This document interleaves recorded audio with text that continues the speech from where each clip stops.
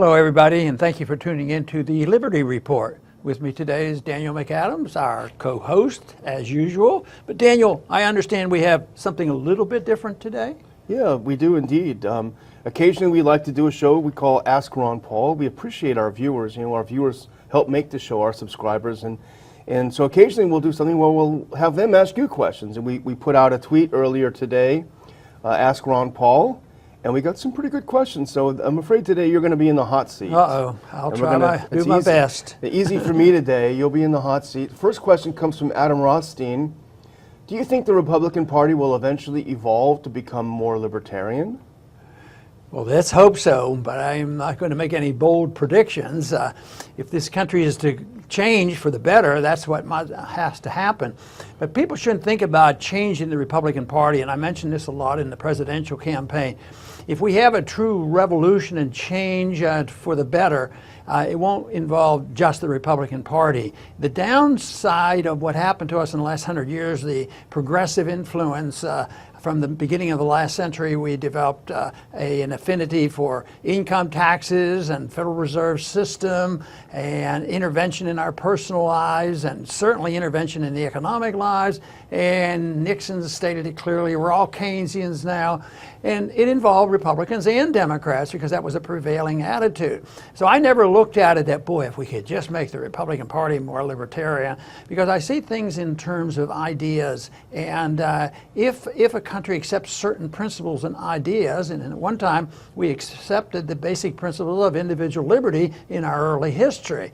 So if that occurs, then those ideas will infiltrate and influence everybody. It will influence the Republican Party, the Democrat Party. It would influence the professors in the universities. Every place would have a different attitude. Today, we're seeing the consequence of the encroachment of an authoritarian system that's been around for over 100 years, and it needs to be changed, will be changed. The question is can we win and move everybody in the directions of libertarianism and less government? I happen to work on the assumption that we certainly have a chance, and we certainly don't have a chance if we don't try.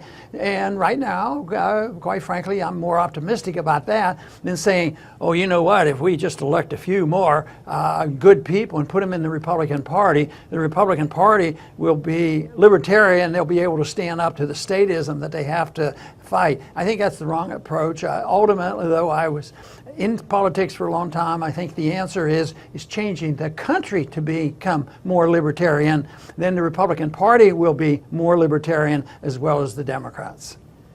Good. All right. Let's move on to number 2, if we can have the second one. This is from Pat Ryan. Pat asks, what is the best process to end the Fed? Should it be gradual or sudden? This is a good question, and it can vary. We have a little experience in our history of ending central banks. We had a First National Bank and a Second National Bank, each lasting 20 years in our early history, and they were ended suddenly, but they weren't as intrusive. They didn't run the economy. They didn't fix day-to-day interest rates. But Jefferson ended the first the First National Bank, and Jackson ended the second one. And then, of course, we had the abuse of the system with the Civil War, with Lincoln,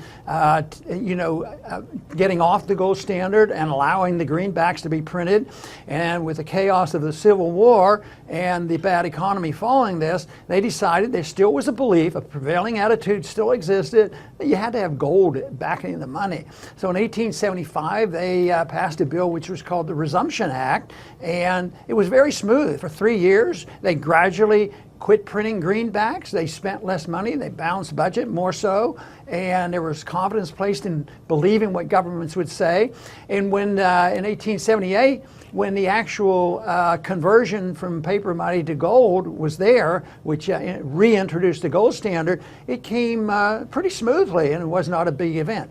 Those conditions don't exist today because the Federal Reserve has become the main engine of economic planning, the engine of inflationism, and sets the condition for all the problems that we face, because the system is so dependent on the Fed, whether it's the welfare state or whether it's the warfare state, and all the financial markets are very dependent on the Federal Reserve. So I would say that it's very unlikely And I do not advise it, saying, if I had the keys, just take it and close the doors and it's over and done with, like they did in the past. It would not be acceptable. The person that did that would probably have a shorter life than otherwise. But it's always going to be difficult. So I would say that you can't close it down until you get rid of some of the dependency on the Federal Reserve. And my argument here was, instead of saying that we will end the Federal Reserve on day certain, is that to say that what we do, we should have a transition period where we phase out the spending. But what we could have are the legalization of competing currencies. And that notion has been growing. As a matter of fact, it has introduced the notion, could it be possible that the cryptocurrencies may facilitate this? And there's still a lot of questions out. I still have questions about it, whether that will work, because I have spent a lifetime thinking about sun money being something that cannot be created out of thin air, and that means the precious metals. And the only thing I have going for me on that is 6,000 years of history. But that doesn't mean that you should be locked into saying that nothing else could facilitate. So the cryptocurrencies may help, but I do believe in competing currencies. And if there is a competition between private fiat and gold and silver backing, I'd let it happen. The main rule is that you cannot have permit fraud. Our government has, brought us to the doorstep of bankruptcy with the fiat currency and debt and fraud, because they promise things and they defraud the money and they debase the currency, and that is all based on fraud. So I would argue the case that you should work for a gradual transition, but I also work on the assumption it probably is not going to work that way. Yeah, what I spoke about was in a way theoretical and hoping that we could come to our senses.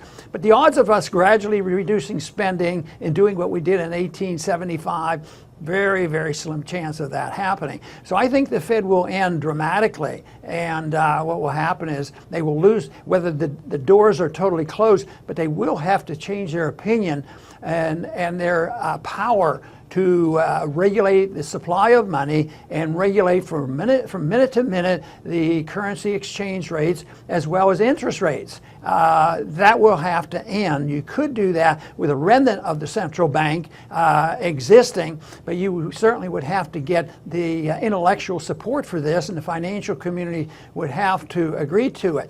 Now, if nothing like that is done and it ends badly and it just collapses, that would be the collapse of the dollar. That would be the most dangerous thing to do. So the sudden ending with a financial crisis and the collapse of the dollar is the thing that we should try our best to avoid. But quite frankly, it's a potential that I sort of dread. We're not on the doorstep of that happening, but it could come up under the conditions that we exist today, because what holds the conditions together are so often are subjective thinking about, oh yeah, we can trust it, we're rich, we're the powerhouse of the world, and we have the military, so nothing is going to destroy the great empire of America. Well, empires come to an end, and when they do, their currency usually goes with it. So I spend my time trying to avoid the catastrophic end of a system like this. Although I want it to end, it could be done more smoothly. And of course, I think the odds of that happening are pretty slim. All right, that was a good history lesson too. Let's look at number 3 and see what we have here. This is from David Viscuso. Is the return to the gold standard inevitable after the next financial panic? It's pretty similar to the last one, yeah, but it's kind of builds on what the previous one was. I work on the assumption that yes, gold will return, only because that is what has happened throughout history. When you want to restore confidence, whether it was at the time of the Roman Empire on up, when confidence was lost by debasing the currency. Back then they didn't have computers, but they diluted the metal and they clipped coins and did all these things. But the only way you could restore confidence was to go to the metals and say the currency is redeemable in the metals. So I think it will be. I don't think that even the participation participation in cryptocurrencies, if that exists, I do not believe that it will eliminate the need for something of real value to serve as the ultimate money. And the more chaotic it is, the more the metals will be required. So, but it's not inevitable that our government will come to its senses and all of a sudden have a new gold standard. But if the market's allowed to make this decision, they will make use of something of real value. And of course, throughout history, other things have been used too. Even in our country, they've used tobacco and other things as money, as a form of medium of exchange. But ultimately, though, I believe there will be the restoration and the emphasis put on the use of gold. Just think, gold was outlawed in 1933, and up until 1975, we weren't even allowed to own gold. So as bad as things are, we've made some progress, you know. And there's an identification that the feds are out of control, because when they took over, gold was $20 an ounce, and now it's of course near $1,300 a month, $13 an ounce, and therefore, you know, gold will return. How it's going to happen, I don't think it's anybody can tell us exactly how that's going to happen. All right, we're moving on to number 4 now, if we can have a look at it. Fourth question comes from the Verg podcast.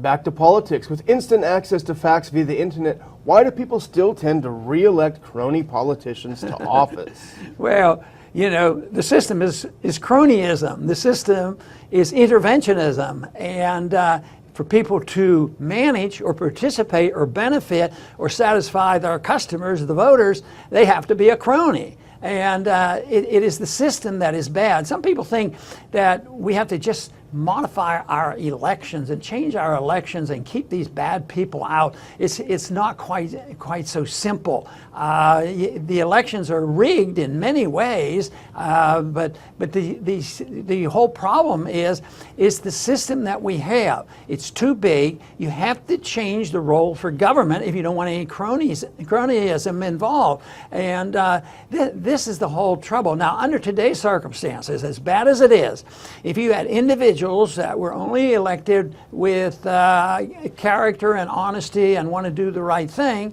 you know, you could have a transition work out, but it's not going to happen. You can get a few of us to go up there and sound the alarms, but no, I don't think the battle is in Washington, D.C. Cronyism is going to exist because that's the way it operates, and the lobbyists are in charge, and they're foreign lobbyists, people who lobby for foreign governments. They're financial lobbyists, they're military industrialist complex lobbyists. There's so few lobbying for liberty, and that's where the problem is. So yes, cronyism exists. It's going to continue to exist until the people decide and understand, you know, there is a different option.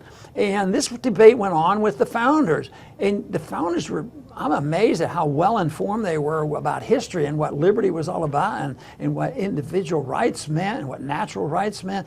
And we need a restoration of interest. That I think it's happening, and a lot of young people I meet are fascinated with this, and this system is going to come down. So there's going to be an opportunity for us to refresh ourselves and look toward a system designed to protect liberty, and just throw all the cronyism will end when the people no longer demand it. But just think how many people depend on the welfare warfare state.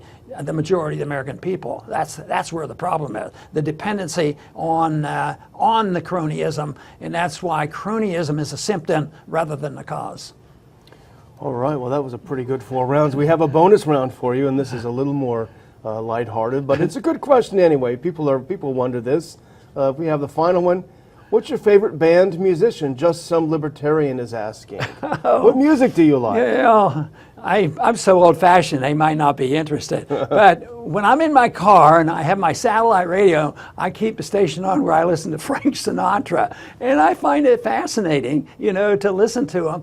But I haven't adapted to some of the more things that, for me, comes across as more noise than singing. I like the real singing, and, you know, the era with with Frank Sinatra and Bing Crosby. They were good songs. And one thing that proves my point is they last a long time. You know, they're still singing. And I predict that some of those songs will be sung 10, 20, 30 years from now.